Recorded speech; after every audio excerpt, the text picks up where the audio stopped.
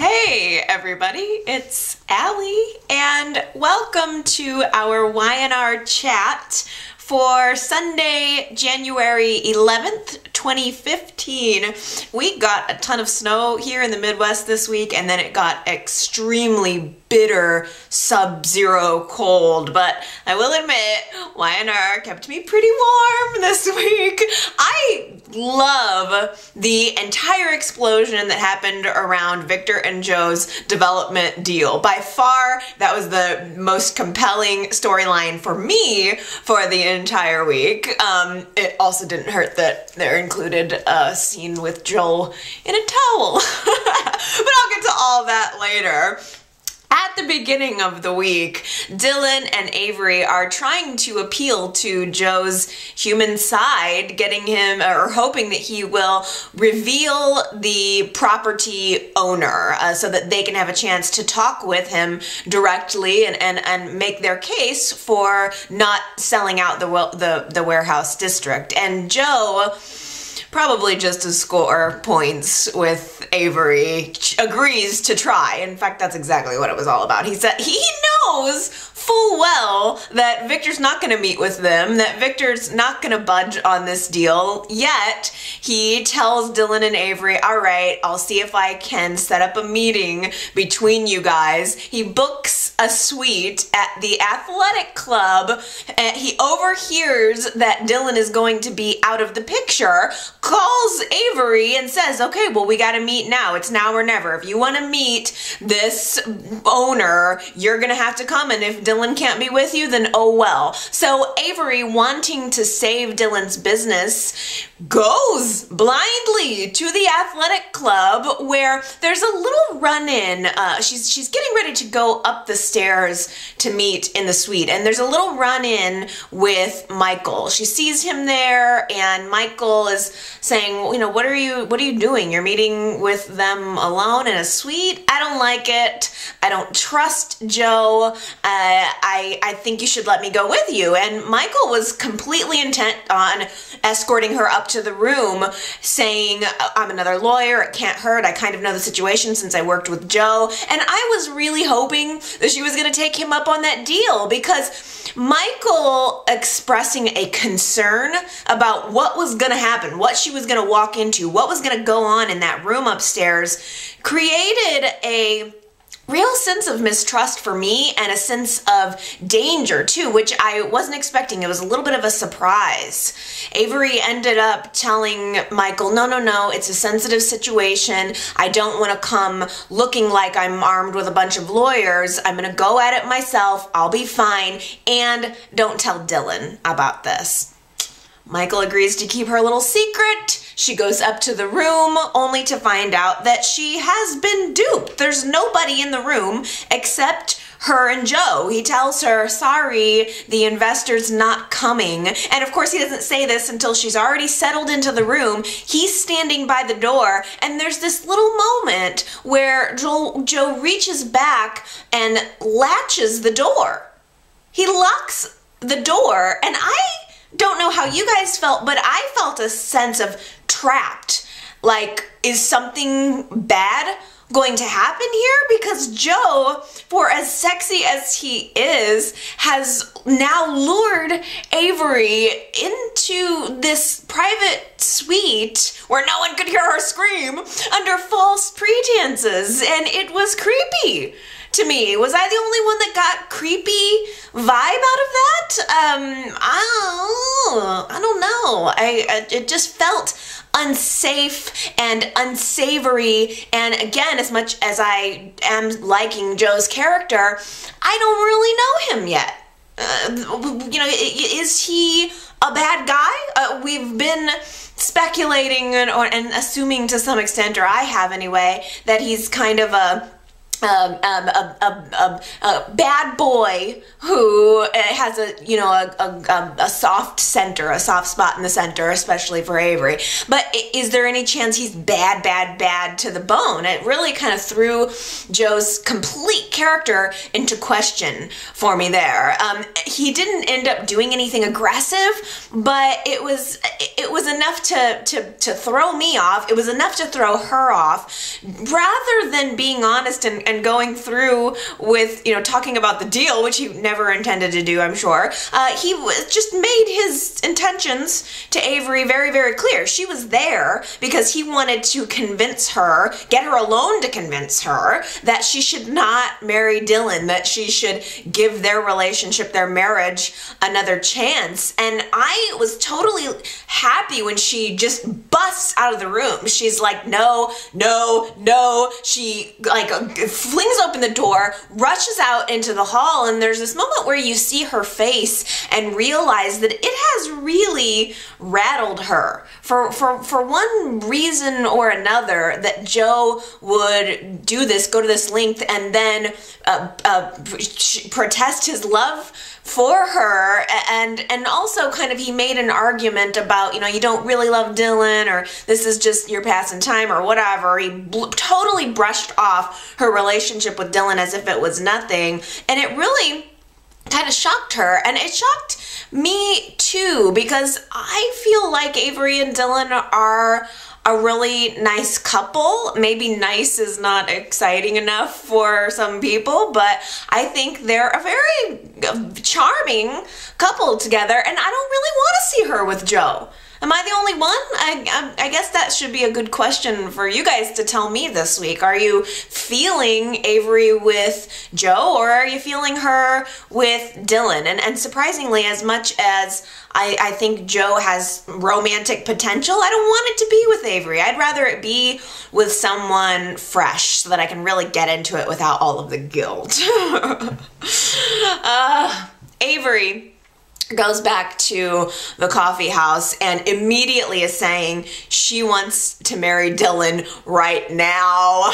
She's come off this probably kind of life-changing moment and realizing that either realizing that she wants to marry Dylan or trying to avoid the feelings that she's having for Joe by marrying Dylan, but either way, she wants to do it right now.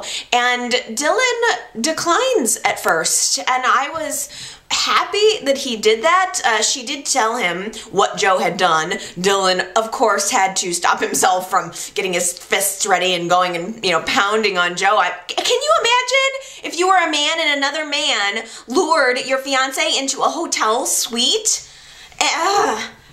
It's not right. And I wouldn't have blamed Dylan if of all of the things that Joe has done since he's come into town. I wouldn't have blamed Dylan for wanting to pummel him for that specific instance. But Avery talks him down, says no, this is exactly what he wants you to do.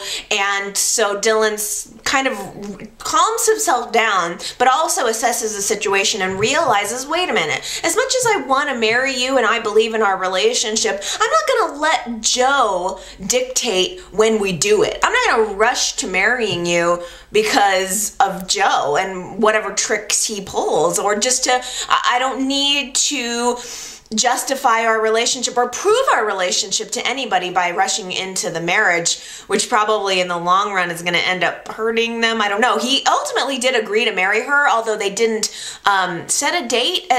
Avery was talking like she wanted to get married that night, right then and there. Let's go to the justice of the peace. And then it kind of tapered off when the big explosion happened. So I don't know if they are actually going to rush into a marriage within the next week or two, or if that means a month or two. But the longer they wait, it seems like it's giving Joe more of an opportunity, which I don't think that's what I want. I don't know. I think I'd personally, I'd probably choose Dylan if I were Avery, even though Joe is so very sexy, I don't trust him.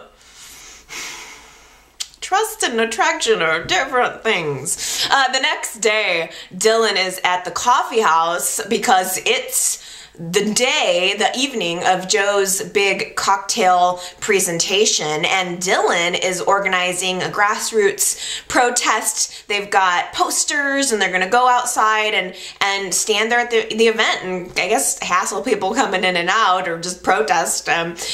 So he's getting ready for the big night. Joe is getting ready for the big night by I don't know if it was Tuesday's show, but they opened it up, the series of scenes with Joe, they open it up with him fresh out of the shower, wrapping a towel around his lower half. Ladies and gentlemen, I watched that scene 3 times. I am not even kidding you. I saw him, the way they had that towel suggestively wrapped, I saw him, my jaw dropped open, and I was like, back it up. Hold up, back it up. I gotta watch that again and again. I mean, they wanted us to look. Y&R did that for me, I assume. They zoomed in on the area I was supposed to look, so I was just enjoying the scenery that Y&R provided for me. It was wonderful. It's I guess the feelings that I'm having for Joe, I like it. That's kind of what I like. I like when I feel attracted to a character maybe when I shouldn't. Or it's a little naughty, and Joe's giving me that right now.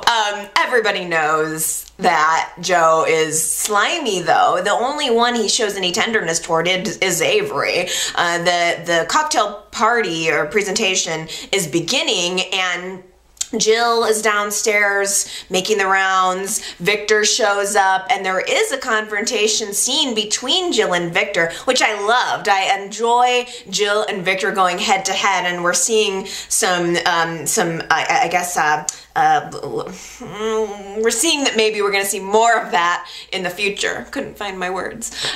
So Jill walks up to Victor and confronts him, telling him, you're gonna be on the wrong side of history here once again, and furthermore, why are you here? Why would you even want to go against Nikki? Jill has already detected that even Victor being involved or at this party must have ticked off Nikki in one way or another because her son's outside protesting, which, by the way, I don't know if anybody else noticed during that scene between Jill and Victor that there were these protest posters just bouncing around outside of the revolving door, and it pulled me out of the moment, to be honest with you, because I'm just imagining all of these whatever various people on the set at Y&R, their entire job for the day was to stand in that behind the revolving door and hold these protest posters, save Crimson Lights or save the Warehouse District or whatever it said. I couldn't keep my eyes off of that. I don't know why. It just pulled me out of the moment. But I am in the moment with Jill and her fight. It's not about the Warehouse District. Ultimately, Jill has decided that her mission is to get Chancellor Industries out of Victor's clutches. She's doing it for Catherine. She's doing it for herself. But there was a beautiful moment after Victor and Jill were done talking, where Jill kind of comes off to the side and she's talking to Colin, and they're consorting, deciding that they're gonna do what they can to get the company. And Jill says something to the effect of, there is one thing that I will always fight for, Catherine.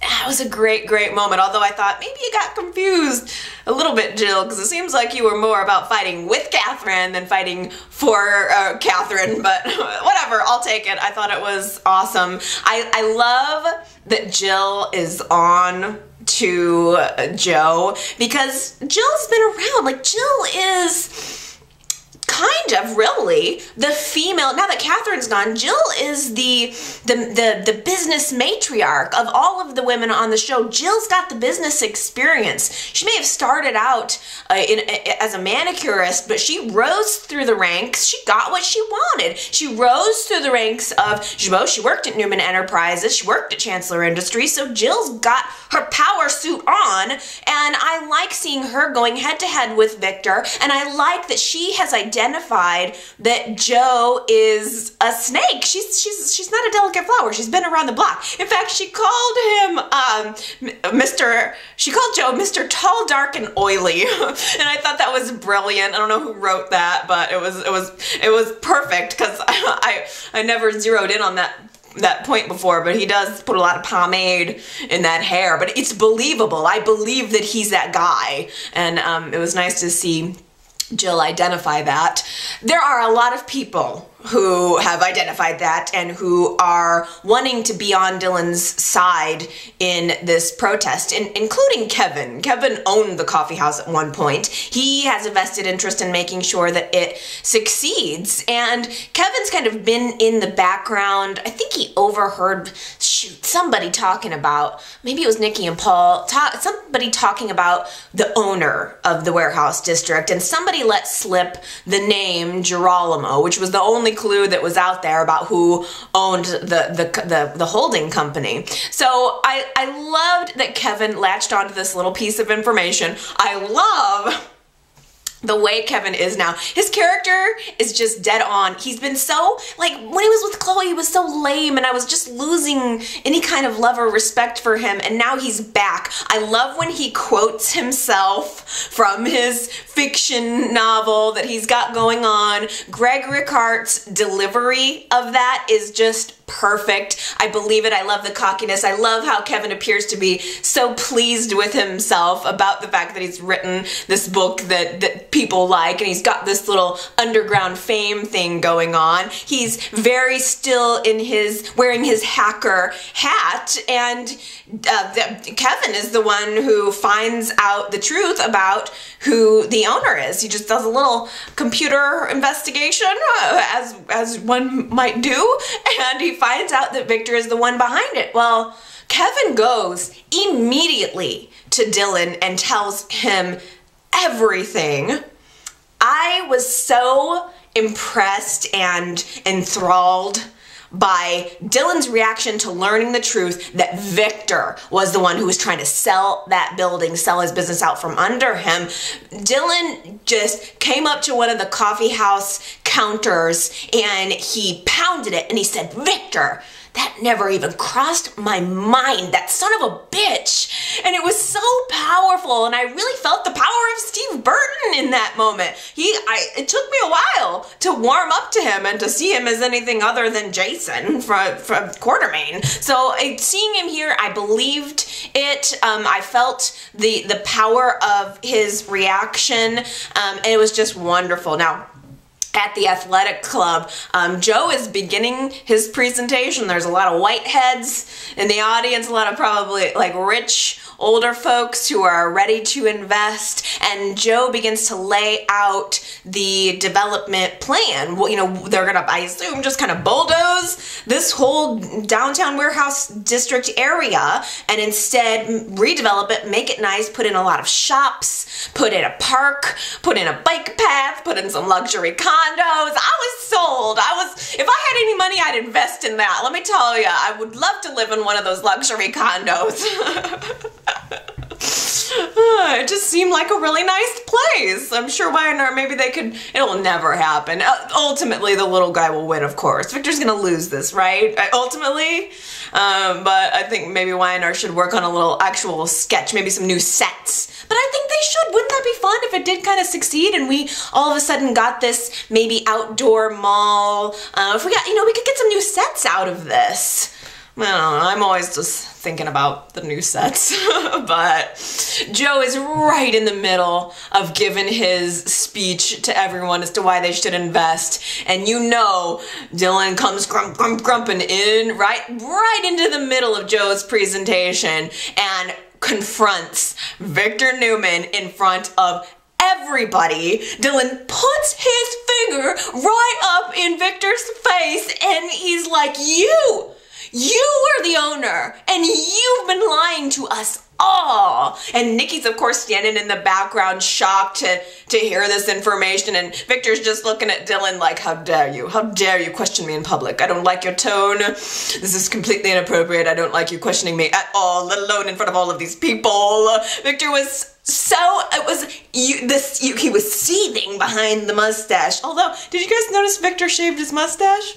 There's something looking different about him this week, and I realized, man don't have no mustache.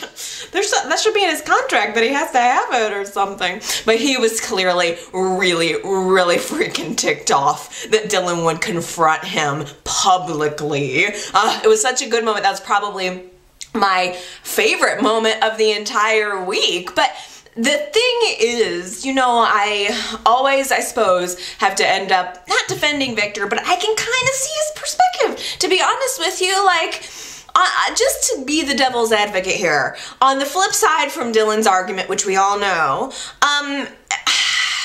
accusing Victor of, or getting mad at Victor for keeping this secret and for doing what he's doing, just for doing what he's doing, is a bit like getting mad at a shark for being a shark. Victor is what he is. This is his business. This is what he does. And it occurred to me for the first time this week, because I tried to look at it from Victor's point of view, that Victor is, Newman Enterprises is strapped for cash because of the FCC fines that had to do with Bonaventure and all of that. So Victor needs to unload this property that he owns in order to raise funds to save his own business. So I think that is what Victor's real motive is. I don't think it has anything to do with hurting Dylan. I think Victor assumed that Dylan and everybody else would just relocate their businesses and bounce back.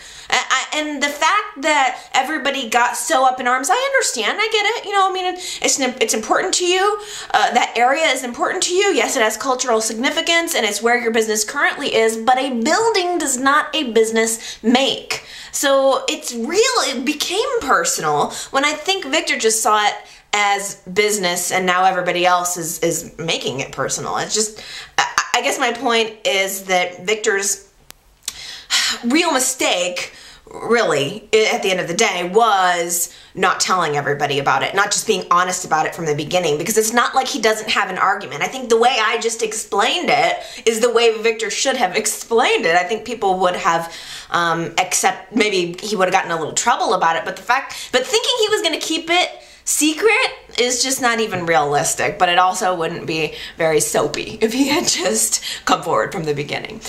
Of course, Nikki is standing in the background, not happy. This is just another lie. And when she and Victor just resolved no more lies last week, which we all knew meant nothing, but she immediately takes it personally after years and years and years of knowing this man. It's insane that she would take it personally. This is what Victor does, but Nikki thinks it's all about Dylan. You know, you always say you do everything for your family, but you don't care about my family. You don't care about my son. But I've been thinking about this a lot lately, and after thinking long and hard about it, I'm not sure that's the case. I'm not sure that this has anything to do with Dylan. I really feel like Victor's actions would have been exactly the same if Nick would have been the owner of the coffee house at the time. I think it is irrespective of who owns or what businesses are in the building. I think he sees it as a way to save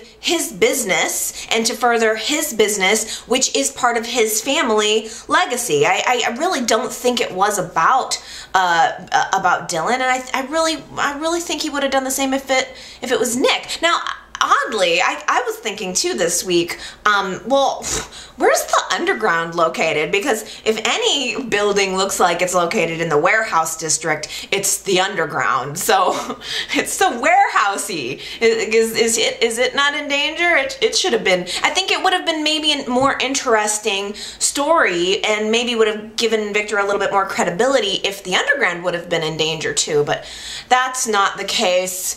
The case is this. it's gonna push Nikki right into Paul's arms. I don't even think Victor's motives have anything to do with Paul. I think I kind of get how Victor thinks after all this time. It's him, it's about him and his business and his interests, and everything else be damned. I don't think he's intending to get back at Nikki for having a child with Paul, as she had kind of asserted during their argument later. But it is going to have that effect. Nikki's going to end up leaning on Paul. Paul's the only one who kind of understands where she's coming from and knows that she's been drinking again. Paul found that out last week, and he's gonna be on her about this battle with alcoholism. And sure enough, at the very end of this series, or this storyline for the week, Nikki gives into the battle. I thought it was an excellent scene. She kind of poured the glass of vodka and then walked around the room, sort of stalking it like an animal would stalk its prey, and she's saying out loud to herself all of the things that I imagine she says during the AA meetings, all of the things you're supposed to say. It doesn't help. Drinking this is not going to make anything better. It never does. And she's going through, she knows rationally that she should not take the drink. It's not going to help. Yet there's a physical, it really is a physical addiction. And sure enough, she goes in, takes the glass, takes a big old drink. So I imagine it's going to bring her and Paul together and tear her down. I'm sure Nikki and Victor will survive it ultimately. The only good thing, really, that has come out of this, about the truth coming out, is that now all the cards are on the table. The lines are drawn. Everybody knows where everybody stands on this development deal. Victor insisted that it's not squashed, that he intends to move forward with it, and I kind of hope he does. I don't know why. Just because I want some new sets. But, and you know, I still like the drama as well. And not that you know what though? What am I talking about? I don't want Crips and Lights to be bulldozed. So maybe we need to find some kind of compromise here. I don't know. But I do know there's I guess preview is the word I was looking for earlier. I'm starting to, you know, we're seeing signs that it's going to be a Jill versus Victor future. I am loving it. Jill and Colin, they're already in. Their cards are already in for getting Chancellor away from Victor. Maybe he'll be so distracted with the warehouse deal that he'll let something slip when it comes to Chancellor. But Jill and Colin enlisted Lily and Kane this week. So it's that foursome. They're deciding maybe they're going to let go of the not-so-fun life at the athletic club, or the comfortable life managing the athletic club. Maybe Jill, Colin, Lily, and Kane are going to become the new power foursome at Chancellor Industries. Gwen this week. Damn. She laid it all out there on the table on a snotty silver platter. Devon's been called by her, or no, what was it? He gets a call that there's something wrong in one of the athletic club suites, so he goes to check it out, opens the door, and Gwen is standing there in this like incredibly sexy hot mama. I don't know if she bought a lingerie set that she probably bought at Fenmore's or something, but shoot, I was like, go for it, Devon. Go for it. What are you waiting for? Hilary is a married woman. You don't need her. Gwen is right here. She's beautiful. She's intelligent. She gets along with your family. Maybe it's time to start thinking about doing the right thing. So I was pro. I was like, go ahead, Devon, but he was, I think, so shocked and so torn. I mean, he's a man. She's standing there. I'm sure he was aroused by that, but he's committed to Hilary, so he kind of turns it down, or sort of leads Gwen to understand that he was not for it. And she's so embarrassed. I felt so bad for her. I like her. I don't know why, but she was embarrassed immediately that she kind of put herself out there only to not have it returned. So she leaves, and Neil's, he's just wandering around in the athletic club halls. He's there as they're kind of leaving, almost hears her say something about the married woman that Devon's interested in, blah, blah, blah. Can't believe she hasn't put that together yet. She knows that Hilary hired her to pretend to be the girlfriend. Gwen hasn't figured that out yet. But anyway, Neil and Devon end up having a little lunch meeting. Oh, you know, I think Neil had a reason to be there. He was meeting with someone. So, but anyway, Neil and Devon end up having a little bit of lunch, and Neil tells Devon that he and Hilary have decided to have a baby together. And Devon is so completely thrown by this. He is offended. What? I just gave up the opportunity to sleep with someone, and Hilary is not only sleeping with my father, but now they're planning on having a baby together. And Devon just really kind of overreacted. He sees Gwen sitting over at the bar and goes to talk to her, and Hilary comes in and sits down with Neil. So it's Hilary and Neil sitting at a table, Devon and Gwen off at the bar, and to have just in a pure rage reaction, I suppose, Devon just kisses Gwen right in front of Hilary and takes her right upstairs. I felt like it was a little bit of an overreaction on Devon's part. You could have probably talked to her, considering it's all one big lie anyway. But at the same time, I'm like, you go, Devon. You grab Gwen and you cash in that rain check. I am just loving that Sage is beating Adam at his own game. I think she is the kind of con woman almost that I always wish Chelsea should be, or the way they developed Chelsea that she should be. Chelsea has totally turned into a nice girl, and she always seemed mostly nice from the very beginning. Even though they painted her as a con woman, I buy Sage as a con woman. And not to say she's bad to the bone, but there's definitely something about her that's a little shady. She's capable of lying, and I think she's able to checkmate Adam in a way that nobody else has in a long time. In fact, shoot, I'd be kind of feeling them as a couple. Really, I'd probably rather have that than Adam back with Chelsea at this point. I don't know, what do you think? Is there any possible chemistry there? We saw a flashback, in quotes, scene this week where it was kind of trying to reveal the nature of what Sage's real relationship with Gabriel was, and it kind of showed that they were friends, but that she loved him. I think they had agreed that they were going to get married for the sake of Constance's will. Gabriel knew that he would not inherit the estate unless he was married. So they decided together that this would be a good way to, to do it. And it was kind of sad watching this scene together, because I almost get the sense that Gabriel was a little bit of a playboy. He maybe always had his eye out for more exciting women, yet Sage was a little more stable, maybe, a little more, I don't know, but maybe boring to him, or that he just didn't see what potential she had as a good mate, or, and she just seemed to really love him. But it was also revealed that Gabriel died on their wedding day, saving Adam. That they went to get married. On the way home, they saw a figure out by the lake, and Gabriel went in to save him and ended up dying. So this lends a lot more understanding to Sage's character. I mean, wow. That had to have been incredibly difficult for her.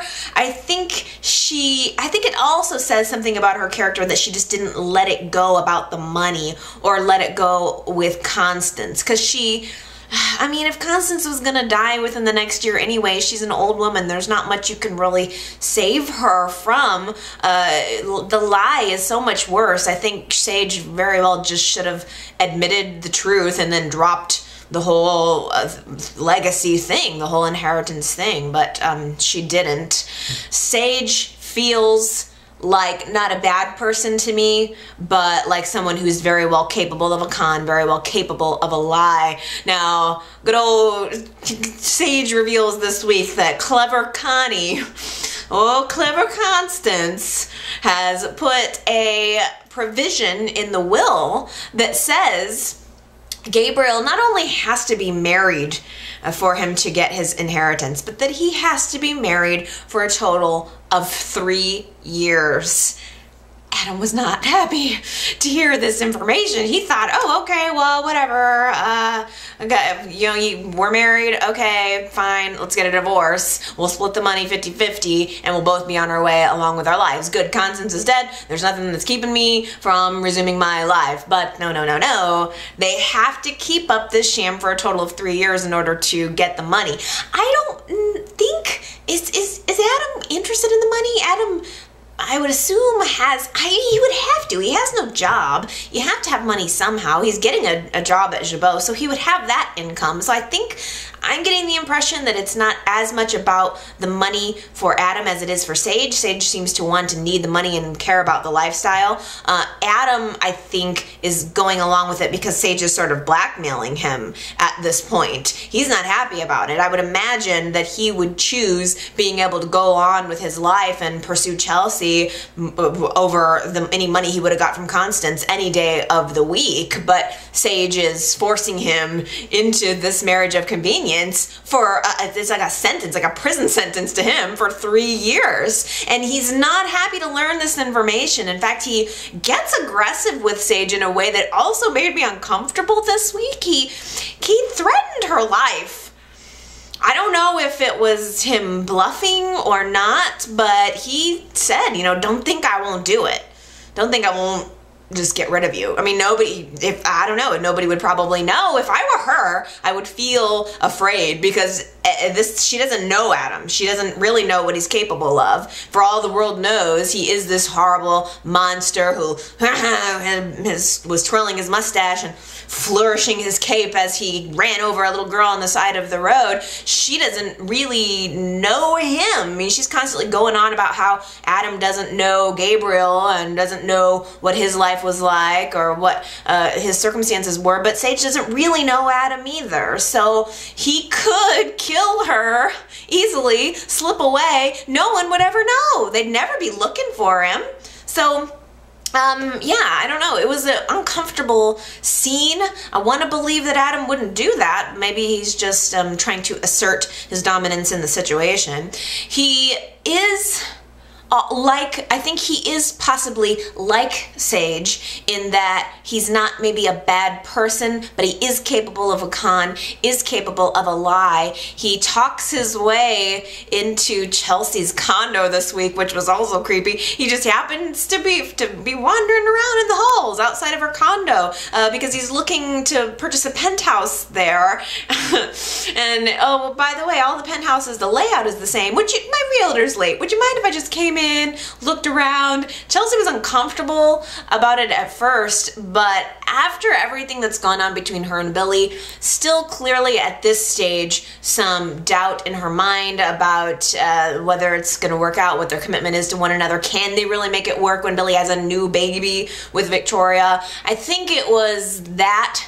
And they had this kind of argument about the christening, whether Chelsea should go or not. She was ready to bow out, but Billy wanted her there, and then the second she agreed to go, he kind of pulled away. So I think Chelsea was feeling, at the time, uncertain about her relationship, or the doubts had kind of seeped in about her relationship with Billy, so she lets Gabriel/Adam into her condo, and he's looking around. I mean, girl, don't be letting strangers into your condo. Of course, he's just trying to get into her life. I think he's as he's there, he's finding a little car, a toy car of Connor's, and he picks that up and ends up sneaking away with it. Billy enters in and sees him there. I think Adam, just to finish that thought, I think Adam was just kind of wanting to get a sense of being inside his home with his wife and his son once again. I think it was just more about him wanting to be present in his life, even if it was for a brief moment. Billy walks in, who Adam sees as a usurper of his life, and Billy's curious to know, why is this guy around? I mean, he's always around. I don't like him. I get a weird vibe from him.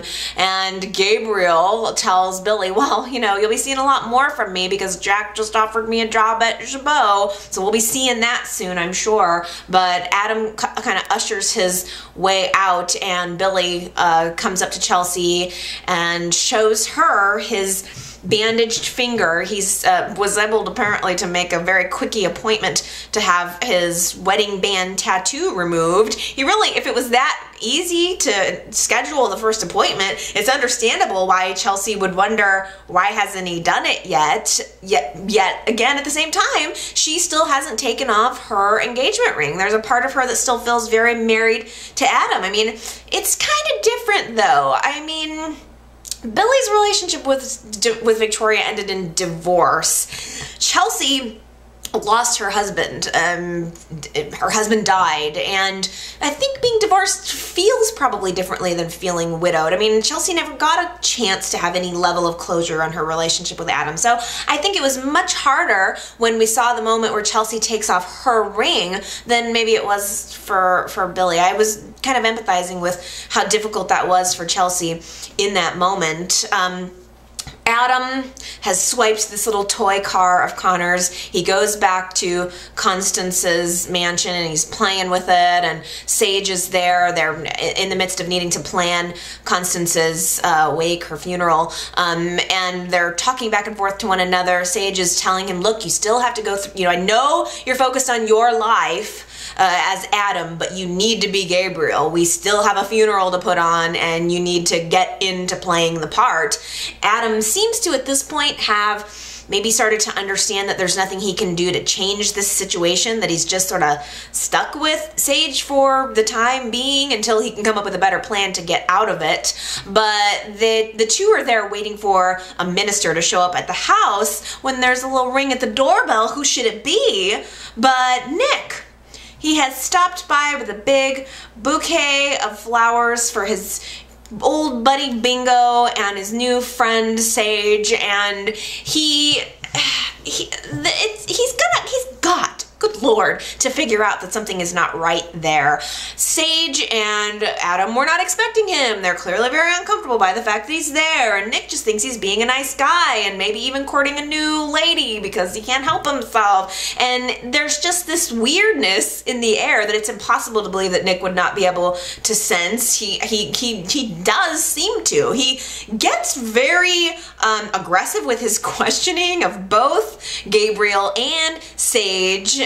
He is ready also to ask his friend Gabriel about that night in the woods. Nick realizes that he realized last week that Gabriel was there and ran off and left him in the woods, and he's asking himself why, and he starts to question Gabriel about it, and he makes a scoot out of the room, never really answering the question. But there's a moment alone between Nick and Sage where he's also kind of trying to ask her about what's going on. You know, why he's figuring out that he's been lied to already in the early stages of this friendship, which is, of course, exactly what all of the women in Nick's life do. There's something about Nick that says, lie to me.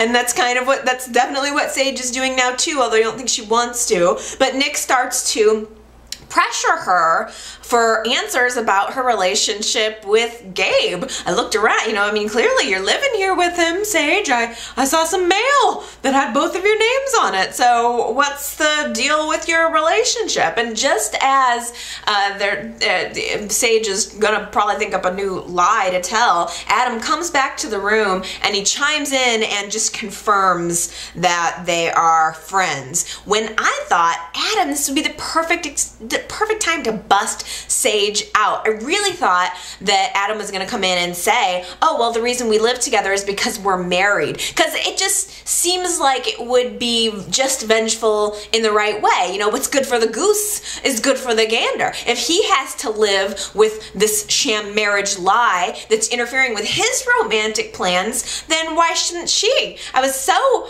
surprised that he decided to not reveal that part of the story. I'm sure he's just maybe trying to get Nick out. I mean, if he would have said that, if he would have said they were married, Nick probably would have stopped hanging around Sage, which would have got Nick out of Adam's life a little bit, because Nick is just asking too many questions. He has this previous relationship with Gabriel conveniently. They were old college buddies, so Nick even wants to talk about the old days a little bit, and he says something about the Juliette incident, forcing Adam to, I mean, Adam has no idea what the heck Nick is talking about, forcing Adam to yet again scurry to come up with answers.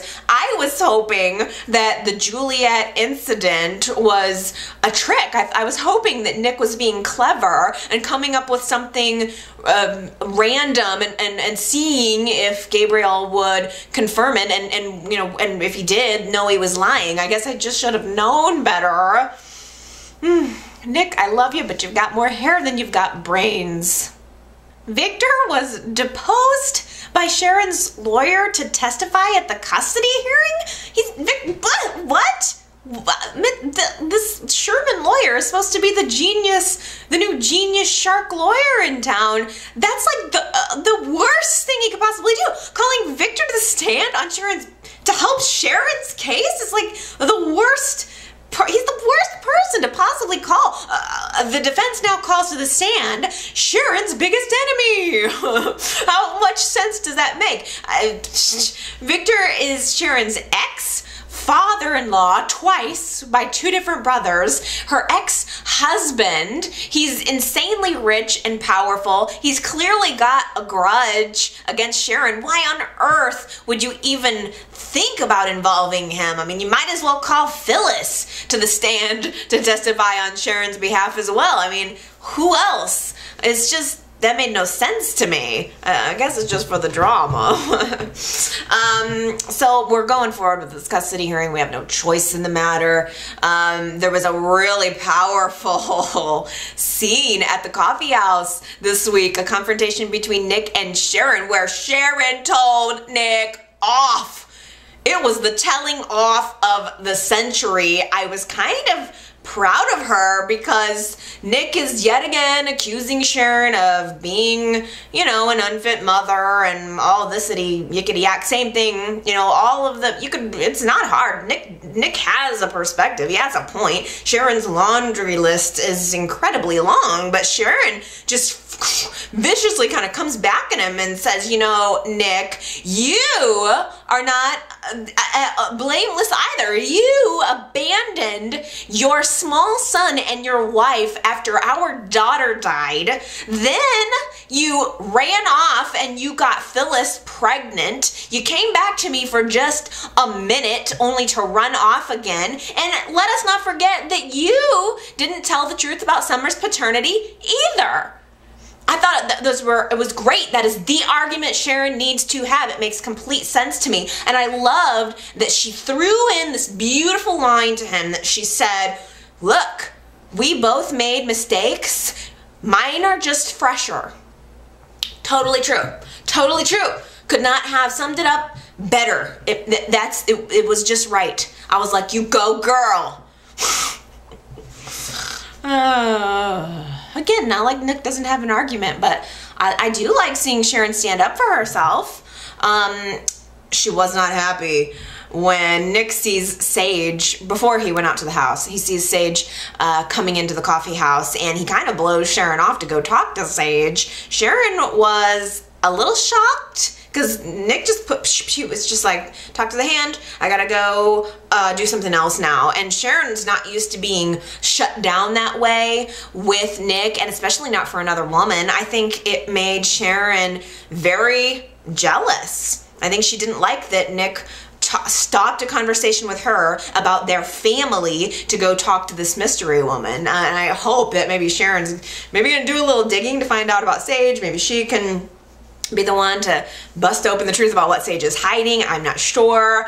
Nick and Sharon can argue at each other until they're blue in the face, but what they're doing now is not helping Faith. In fact, there was an interesting little flashback scene this week. I so enjoyed it. Young, fresh Nick and Sharon having a conversation with Cassie, much like the conversation they've just had with Faith, where they're trying to explain to this little girl why mommy and daddy can't be together. It was so reminiscent of what, or it was so just, it was tied in perfectly with what's going on now. I mean, for all intents and purposes, Nick and Sharon are doing to Faith exactly what they did to Cassie. They've learned nothing. I mean, it's just not good parenting. They need to put this little girl's needs first, but we've seen a lot of little hints this week that Faith is gonna do something to get her mommy and her daddy back together. It may just be baking cookies, or maybe something a little more grand plan. I don't know, but she's Faith is maybe becoming a little soap schemer in the making. Before I get too far off of Chelsea, I wanted to mention that Jeff stopped by to see her this week, but instead he runs into Billy. I don't know why it occurred to me this week, but remember when that actor, when Jeff was the good twin? Remember that actor originally played a twin. He was a good guy, and I think Gloria was married to him. He was maybe an attorney or something, or with Chris, but he was a real kind of square guy. What the heck was his name? Something Bardwell, obviously. Shoot, they haven't talked about it in a real long time, but they killed off that character and brought this guy back as the sort of evil twin. I don't know why I thought of that this week, but I did. Jeff is alone in the condo with Billy, and he's come to collect. Chelsea planned and promised to give Jeff money for dropping his charges against Stitch. She gave him half now, half when the job was completed, and Jeff was there to collect. And Billy is trying to save Chelsea a little bit of heartache and offers to pay Jeff out of his own pocket, but it ends up opening up a little bit of a can of worms that I think Billy maybe wishes he hadn't.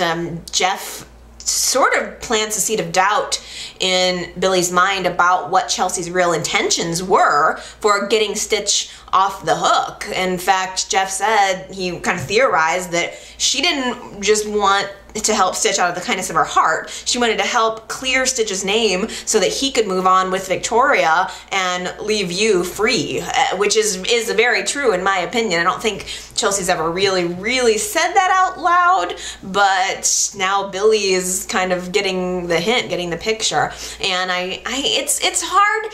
I just ultimately feel like I want Billy and Victoria to get back together. I think that the two actors could have some good chemistry, and there's just, even though Billy and Chelsea are very cute, and I think YNR is going to pretty good lengths to make us want them and think they're cute. There was the scene at the restaurant this week, and it's quirky and I like it, but there's just this doubt that's hanging over the relationship. Billy and Victoria have a small child together. It just makes sense that they would get back together. So I don't know. I don't know if they're gonna last. I did like Chelsea this week quite a bit, especially because Sharon had been talking all week about a job interview, that she wanted to try to get a job so that it makes her case look good for when they go to custody trial, and it was sort of a twist that Sharon showed up for her job interview and it was at Chelsea's studio. So with a little bit of weirdness, Sharon is going in and asking someone who used to be her worst enemy to go testify on her behalf at the custody trial. No, just kidding. For a job. And it's kind of funny because I'm not sure why, but I almost completely had forgotten about Sharon and Chelsea's history. It's just, there's so much that has happened with Sharon since then. So many other rivalries that have flared up and gone since then that I almost felt foreign to see Chelsea and Sharon in the room together. I sort of was starting to forget everything that they had been through. Chelsea had not. Sharon was really kind of putting herself out on a platter there, or a lamb to the slaughter, but Chelsea was very kind towards Sharon, just said, you know, I just don't think, I can't see us working together. I don't think this is a good idea. But Sharon pleads her case. She explains to Chelsea about why she needs the job, that it has to do with faith, and Chelsea has a soft spot for that. Chelsea knows how it feels to be threatened to have your child taken away from you, because Adam did the same thing to her. So the two women kind of connect, they share a few tissues, and Chelsea agrees to hire Sharon. So I guess they're going to be working together. I'm wondering if there's any chance that these two women could become friends, because they both could use one. I feel confused about the whole Summer, Austin, Mariah thing that happened this week. I don't really get it. I don't know if the writing is on the wall against Summer and Austin's relationship surviving. Summer did have a really nice chat with Jack this week, where she's telling him that she wants to have a career, but it's something that she wants to earn. She doesn't want to just get a job at Chabot or Newman Enterprises. She wants to actually do something because it's part of her identity, which I can kind of thank Austin for. I think being a working class guy, Summer is seeing that and admiring that and understanding the difference between earning something and having it handed to you, and it does make me respect Summer a little bit more. She, as a result of the conversation with Jack, decides that she wants to go to school and try to figure out what she has to offer and what she's good at, and Austin was totally supportive of her decision. I don't know if her being in school is going to somehow drive a wedge in their relationship. I'm sure that somehow Mariah is going to use that. I don't really get why Mariah keeps trying to butt into their relationship. Mariah dislikes Summer. I get that, but I don't get why she keeps needling Austin and why Austin keeps being okay with it. Because if somebody is constantly talking down on my spouse, I'm gonna come back at ya. When you're married, you're a team. I just can't imagine being like, oh yeah, well, you know, that's my wife. It's just, it makes me question Austin too. It just doesn't seem right. Mariah, of course, is just, I don't even get what she's all about. I don't know that she really wants Austin, but she's constantly just bickering and fighting with them both. Maybe Austin just feels caught in the middle, but I just don't even see why he should. I don't even see why he should. He should be unequivocally on Summer's side. Maybe Mariah was just having a bad day. It was revealed that it was her birthday when Mariah goes to Cassie's grave, and there's already flowers there. And she reveals, you know, happy birthday to us. And we kind of get this moment of, aw, it's night. So nobody's told her happy birthday all day, which I felt bad about. Nick shows up at the grave with flowers. And yet again, I thought, well, shoot, Mariah is kind of an afterthought in all of this. I mean, it's her birthday too, they're twins. Everybody had to realize that. So all day, nobody thought to say anything to her, but you have time to go to the grave. I don't know, it's just something about that made me feel really bad for Mariah in that moment. They do end up throwing her a little party at Sharon's house. They're making cookies, and it was real low-key, and I'm sure that they knew that Mariah wouldn't want a big party, but they're sitting around the table making these cookies, and everybody's talking about Cassie, and I really did connect with Mariah in the fact that the whole party did feel like it was more about Cassie than it was about Mariah, and I'm not saying everybody in the family needs to stop thinking about Cassie or repress any memories or emotions that they have about her, but it did, I don't know, maybe I'm just connecting in with Mariah a little too much, but it did feel like, you know, I could understand, I don't know, I just could understand why she would feel a little bit out of place. I'm sure it's not easy to be in Cassie's shadow when you're for the imperfect one. And she said later, I think it was Kevin, she said, I don't understand, why did Cassie die and I'm still here? Cassie made one, she's a good person, made one bad decision and lost her life, whereas I'm somebody who's very flawed. I've made mistake after mistake after mistake, and yet here I am standing. It doesn't make sense to me. And I do appreciate that Kevin is there talking her through these emotions. I think Mariah is just a very broken and confused person, and she's being thrown into this new world, and it's a very sink or swim sort of situation. And I'm sure Kevin has felt very similarly in the past. This kind of how he came into the town. He ends up coming out to the Sharon's house to say happy birthday to Mariah, and he kind of crashed on the situation. They're all sitting around having a happy birthday party, and Kevin told them about the truth about Victor's involvement with the development deal. So I was like, that's kind of inappropriate. Maybe you could have waited another day to say that, but he didn't. He steps outside with Mariah and he gives her this very geeky present. It was, I assume, maybe a piece of fan art from the book that they're both into. It was cool though. I really like it. It was framed, and I just like their relationship. But I feel like I appreciate Kevin's relationship with Mariah more than I've appreciated any of the other relationships he's had, honestly. I mean, the thing with Jana was dark and goth and maybe very of its time. Maybe that was sort of what was popular at the time. And then the thing with Chloe was kind of cute, and they did this 80s retro, you know, thing, which again was popular at the time, but yet I always felt like Kevin was the consolation prize for Chloe. But the thing with Kevin and Mariah, the geekiness, I think is also of its time. I think YNR's kind of capitalizing on whatever sort of subculture is becoming popular and working it into that relationship, and I like it. I just think they're cute together. It feels real to me. Yeah, I would like to see Kevin and Mariah end up together. Mariah ends up coming back inside to the rest of the party, still feeling like the outsider, and Sharon tries to give her a gift of a necklace that was her and Cassie's birthstone, and Mariah flips out and she just declares, I don't want Cassie's leftovers, and she just leaves. And I felt bad for Sharon in that moment, because I think she was genuinely trying to give a gift to Mariah while acknowledging that Mariah had a twin. I mean, you can't pretend like you didn't, so you don't want to hide it from her. But I also understood why Mariah felt the way she felt. What I didn't get was the fact that Mariah went back to the underground to where Austin was alone and kissed him.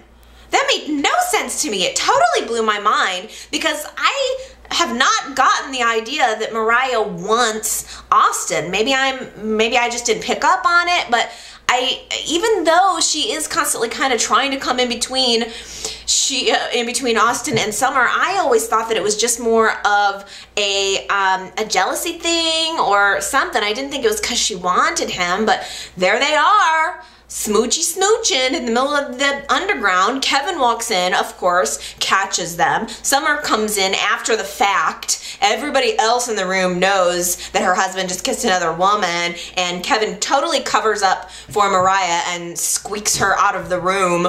I don't know. I don't know. Was Mariah, you tell me, is Mariah attracted to Austin? Does she just want what Summer has? Does she just not want Summer to have what she has? And I don't understand why Kevin accepts it.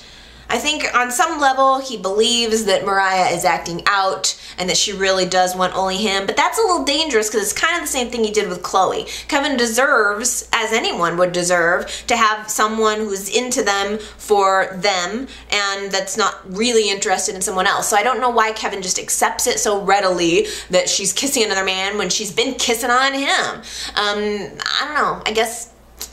I don't know, maybe he's just a hopeless romantic. I was glad, though, that Austin did tell Summer the truth later. Summer, of course, wanted to go confront Mariah immediately, which I certainly would have done, but she cools herself off and ends up confiding in Abby. So I'm sure you can guess what's going to happen next week. Abby add her to the mix and just add water. She loves getting up in other people's business.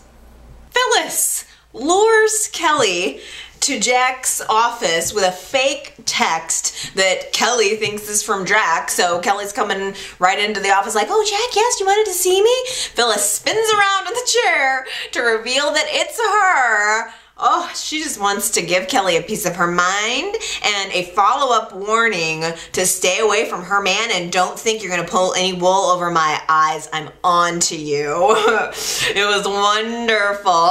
And then it was just like a twist on top of a twist. Phyllis and Kelly naturally begin to argue. Jack starts coming around the corner. He can hear the two women talking, and I think he says, Phyllis, from out in the hall, and all of a sudden you just hear the sound of a slap, and Jack walks in, sees the two women standing there, and Kelly's holding her face claiming, Phyllis hit me, I'm a victim, can you believe she's crazy? She lured me here with a text message from you and then she slapped me, and then Kelly runs off. Oh, it was so awesome. I was happy. I mean, I love it. I love this direction. I can't even tell you how much I love this. Of course, Kelly made it up. She's becoming this crazy, kooky villain. And also just the look on Phyllis's face. Oh, Lord, the look on Phyllis's face when Kelly's standing there lying, bold-faced lying, claiming that Phyllis slapped her. I mean,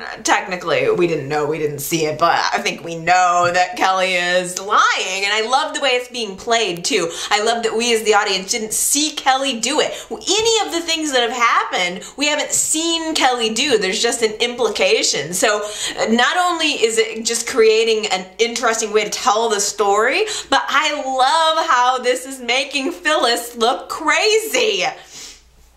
She didn't need much help. Michael has gone to see yet another doctor this week, and you know, Michael made a great statement I think, before the doctor came into the office, where he told Lauren, I just want to know that I can beat this cancer without losing who I am along the way.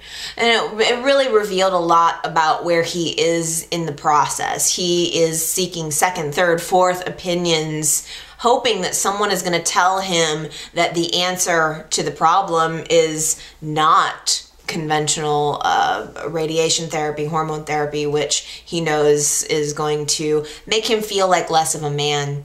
But the doctor comes into the office and has to tell Michael that his cancer is stage 3. Is that a progression? I cannot remember if it was stage 2 before, but the doctor does make a point of saying, your cancer is spreading quickly. We need to do treatment. And yes, again, this new doctor suggests the same treatment that all of the other doctors have suggested. And Michael doesn't want to hear that. He walks out of the office. He and Lauren go to the coffee house afterwards and start arguing about it. And it becomes clear that Michael is not going to rest until he gets the answer that he wants in this state of mind. Michael would almost rather die than lose himself, which is a very powerful concept. And I think Lauren understands that and is trying to convince him in the best way that she can. She tells Michael, look, I understand where you're coming from. You're scared. And at this point, you're in denial. And she really shined a spotlight on that and made him understand and become convinced that he needs to act now. There's no two ways about it. And he does end up calling and making his first appointment for radiation therapy. It's really, it's sad because I don't want Michael to have to go through this either. I don't want to see him go through this. I don't want to live going through this. But I would rather have him stand a fighting chance. Very sad news this week. If you haven't heard, Bo Kaiser, who played Brock on YNR, has passed away this past week. He was only 63. I don't know what the cause of death was. I don't really know any details, and I don't know if they've released it or if I just haven't found it yet.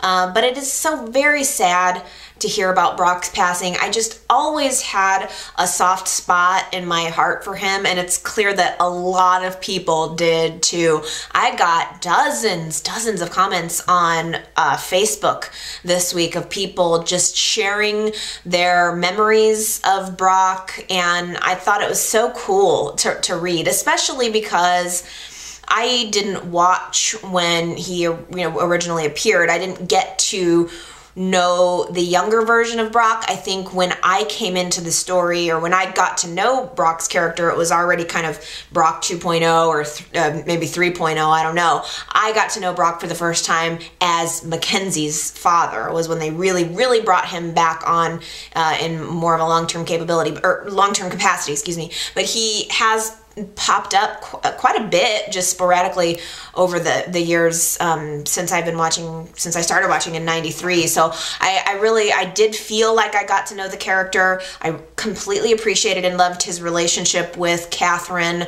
I appreciated who Brock was as a character. I think I maybe do tend to gravitate toward the people who are seen as good, but although I like the bad ones too, to be honest, to be real. But he was unique, and that Brock seemed like a man of character and of conviction, and he had a spirituality about him that we don't really see a whole lot of these days. So that there was something very unique about that. I think Brock was, he looks like a classic soap star to me, and I wasn't watching in the 70s and 80s, so I didn't get to experience that firsthand, but I have an interest in it, and there was always something about Brock that seemed like that classic soap star to me. I think he's a very attractive man. If I was watching at the time, I probably would have been all about Brock. I think when he came on, I ended up always seeing him more as like a fatherly leader,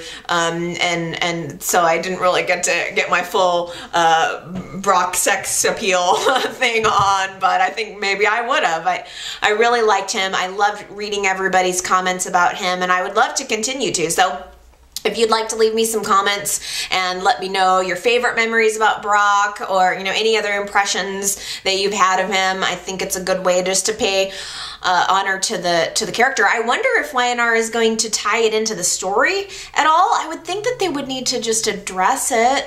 I mean, right? The other thing is, I can't remember, did Brock come back for Catherine's funeral? Because I feel like maybe he came back for the when it was revealed that she had passed away, but I don't think he was there for the funeral. Maybe I'm not remembering that correctly, but I think it would be nice for YNR to acknowledge it. Maybe Jill learns the truth on the phone, or maybe Jill learns of it on the phone, and maybe they bring Mackenzie back. I don't know why she's not in the picture anyway, but I think it would be good to at least pay a little bit of homage to this character who has deep roots in YNR. And again, I'd like to hear what you guys have to say about Brock too.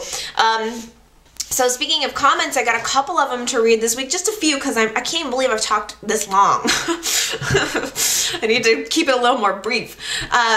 Gary had called into my voicemail this past week with obviously a million different good points, but he was kind of making a point about Sharon and the way that she was arguing with Nick, and again sort of agreeing that Sharon has a point of view, but Gary was kind of trying to convey that Sharon would help her case with Nick if maybe she was a little bit more contrite as opposed to being aggressive, and I think that is true.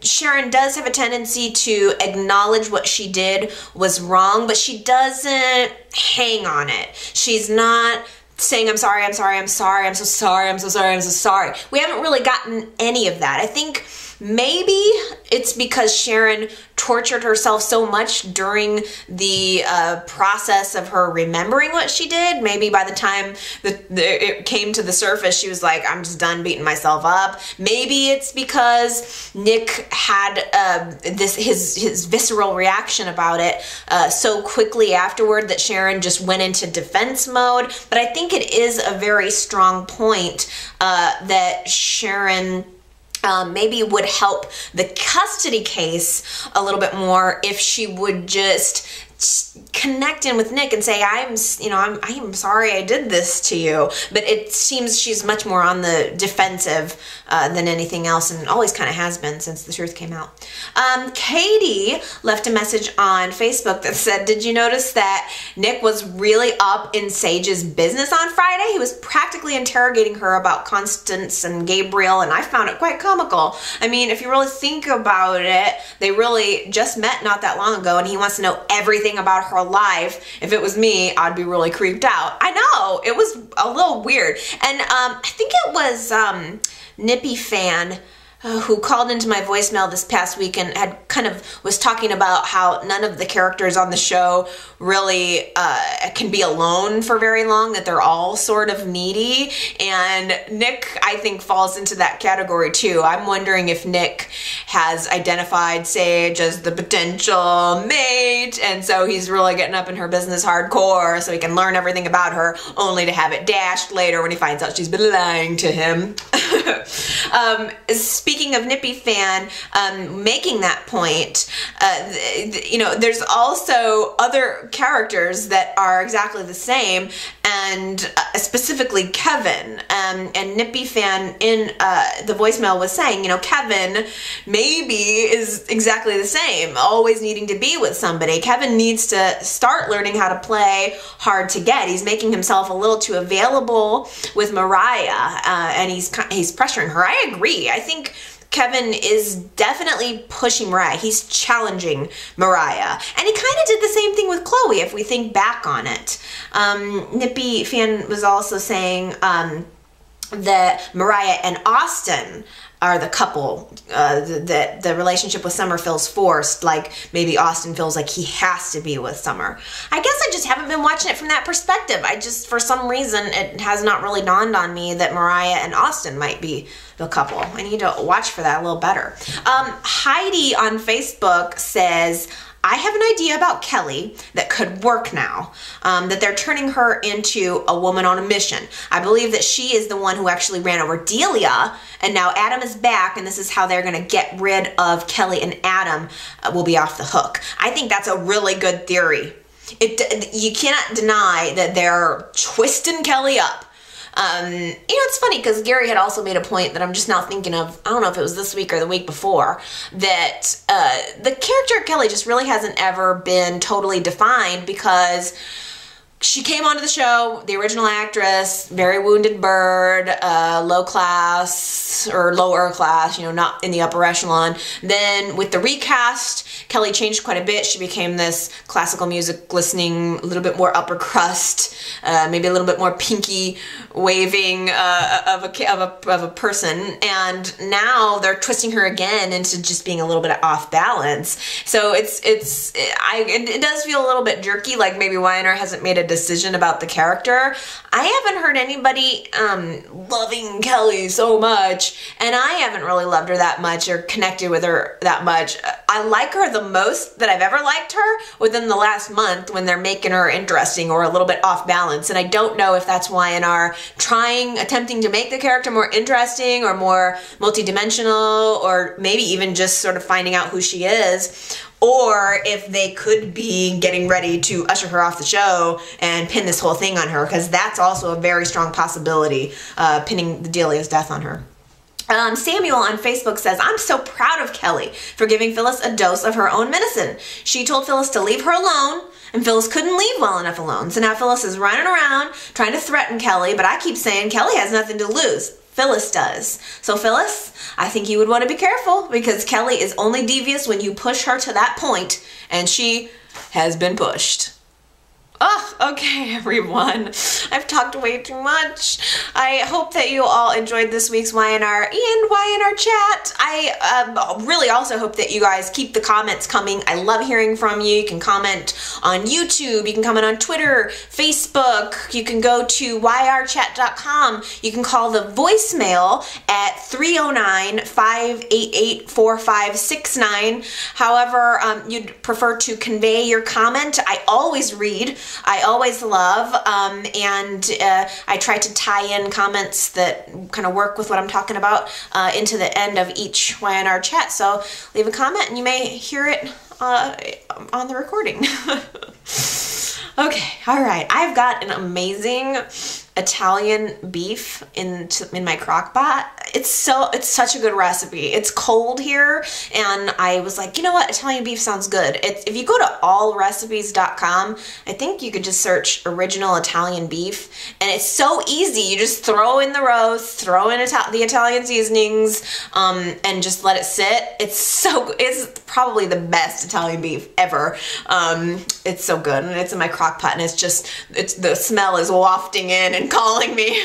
All right, so I gotta go eat. I love you guys. Have a good week. I'll see you next Sunday.